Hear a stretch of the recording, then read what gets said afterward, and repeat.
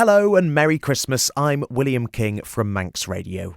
Sitting down to watch or listen to carols sung by the choir of King's College in Cambridge is a Christmas Eve tradition for many. Well, this year is Manx singer Tom Pickard's 8th time singing in the services. You'll be able to catch the choir at 3 p.m. on BBC Radio 4 and at 6:40 p.m. on BBC 2 on the TV. Tom's been telling me about the differences between the two services, how special it is to be singing at Christmas, and the challenges of singing on TV. Well, first, it's worth saying that Carols from Kings and A Festival of Nine Lessons and Carols are different. So Carols from Kings is on the TV. It's watched up and down the country, whereas A Festival of Nine Lessons and Carols, that's broadcast on the radio and that's broadcast worldwide. I don't think the exact figure is known, but it's in the hundreds of millions that tune in, which is pretty amazing. It's so special because it's such a long-standing tradition. So the radio service has been going for over 100 years. What is it like to be a part of that tradition, which has gone on for more than 100 years? Well, it's absolutely amazing. I think for me personally, so I grew up listening to it with my dad. We'd sit every year and watch it with the curtains drawn, firelit. And he did that with his dad as well, as a kind of a family tradition, that kind of thing. So for me, it's really, really special to actually be a part of it, and knowing it's going out across the world is it's quite nerve-wracking, but it's really, really exciting, and such a fun thing to be a part of. Musicians can get quite busy at Christmas, but it's still fantastic and important and wonderful to be able to sing or make music at this time of year. Yeah, absolutely. I think, well, for me at least, it's the one thing that really gets me in the Christmas spirit, and I'm sure I'm not the only one in saying that. Yeah, absolutely. Have you got a favourite carol, Tom? Oh, that's a tough question. I think of the ones we're doing this year, the ones we're singing this year, In the Bleak Midwinter has to be up there. Perhaps not the version that's quite as well known. So the version I like is by Harold Dark, who himself was he was the interim director of music at King's. He deputised during the World War II, I think. But anyway, yeah, his setting of In the Bleak Midwinter is absolutely gorgeous. We're doing that on the TV and the radio this year. Favourite one though, actually I'm going to go for, there's quite a new carol by John Rutter, who might be known to some of your listeners. He's just written a carol called All the Stars Looked Down. I think he wrote it last year, and it's absolutely stunning. Yeah, really, really, really gorgeous. So I'd recommend listening to that if you get the chance. We recorded it last summer with orchestra, and it's just a really, really gorgeous carol. It was dedicated to Sir Stephen Clarebury, who was the former director of music here at King's, as someone who's very special to me. So he was my director of music when I was a chorister here years ago.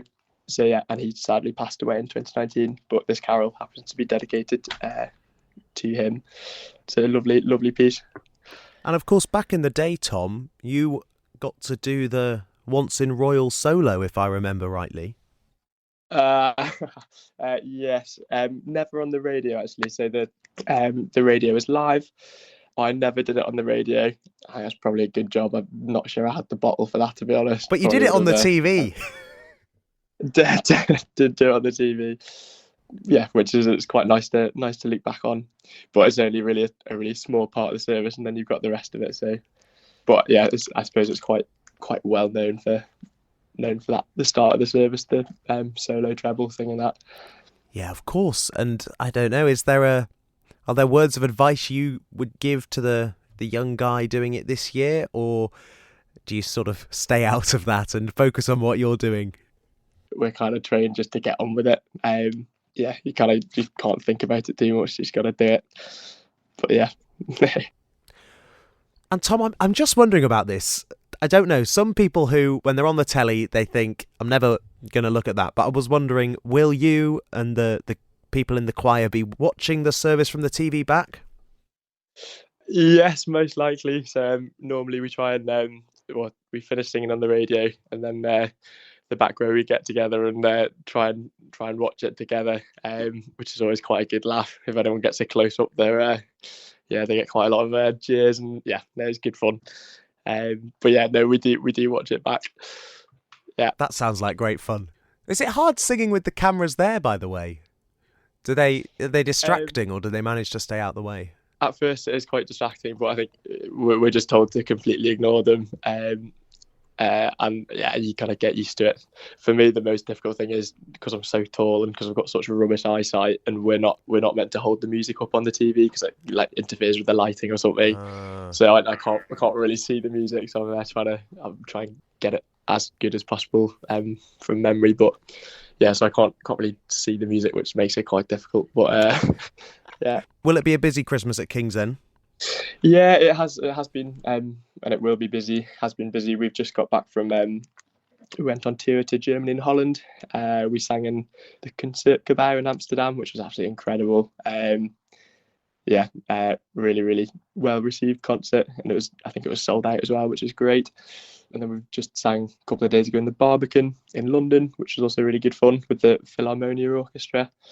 Yeah, so it's an intense period, but it's really, really exciting. We have such good opportunities, so we're very, very lucky. But yeah, we're now back in Cambridge and just doing the final preparations for the live radio service on Christmas Eve. Thank you for making it to the end of the Little Manx Radio newscast. You are obviously someone with exquisite taste. May I politely suggest you might want to subscribe to this and a wide range of Manx Radio podcasts at your favourite podcast provider, so our best bits will magically appear on your smartphone. Thank you.